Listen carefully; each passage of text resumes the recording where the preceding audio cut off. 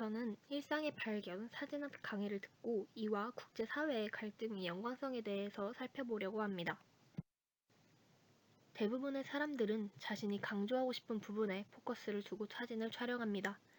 다만 모든 사진에 초점이 꼭 맞아야 하는 것은 아닙니다. 일부러 그러한 효과를 주는 경우도 있습니다. 단지 초점을 어디에 맞추느냐에 따라 사진이 전하는 메시지나 느낌이 달라질 수 있습니다.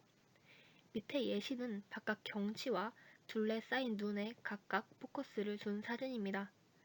두 사진은 같은 풍경을 찍었지만 초점의 차이로 인해 다른 느낌을 주고 있습니다. 다음으로는 사진의 노출에 대해 설명하도록 하겠습니다.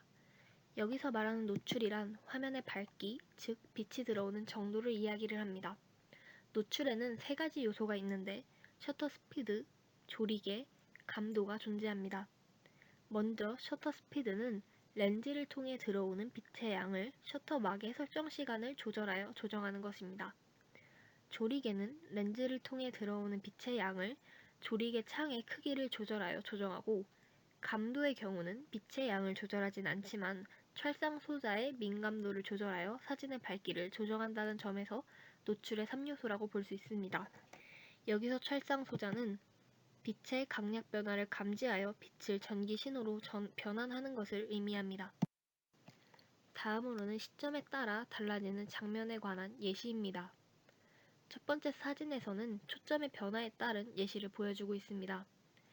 앞의 사진의 경우 초점이 흐릿하게 맞아 어떤 물체인지 분간하기 어렵지만, 그 다음 사진에서는 초점이 비교적 뚜렷하게 잡혀 어떠한 장면인지 확실하게 알아볼 수 있습니다. 아래의 사진은 노출의 변화에 따른 차이입니다. 첫 번째 사진에서는 들어오는 빛의 양이 적어 어둡게 찍혔지만, 그 다음 사진에서는 밝게 찍힌 모습을 볼 수 있습니다. 이처럼 각각 한 요소에서의 변화가 일어났을 뿐인데 각각 다른 느낌을 주고 있습니다. 저는 이러한 상황을 균형이 깨진 국제사회의 갈등에서 찾아보았습니다. 저는 그중 미중 무역전쟁에 대해 설명해보고자 합니다. 미중 무역전쟁은 2017년 트럼프 미 대통령이 중국의 지식재산권 침해와 기술 강제 이전 요구 등 부당한 관행을 조사하라는 행정명령에 서명한 것으로부터 시작되었습니다.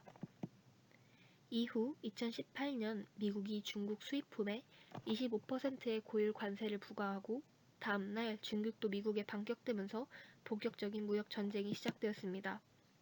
또한 이후 관세 갈등에서 기술 분야, 체제 문제, 환율 전쟁 등 휴전과 관계 악화를 반복하다 2019년에 극적으로 미니 딜이 성사되며 어느 정도 갈등이 완화되었습니다.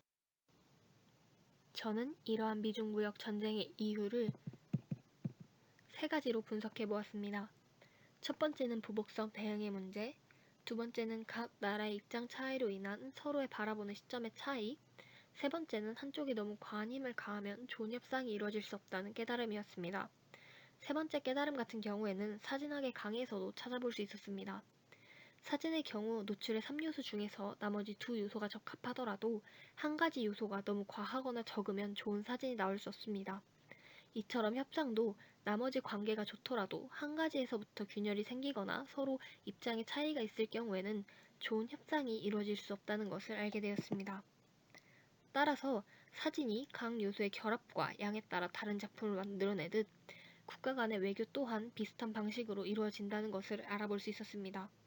따라서 국가 간의 배려를 통해 서로에게 최선의 결과를 얻어내는 것이 중요할 것 같습니다.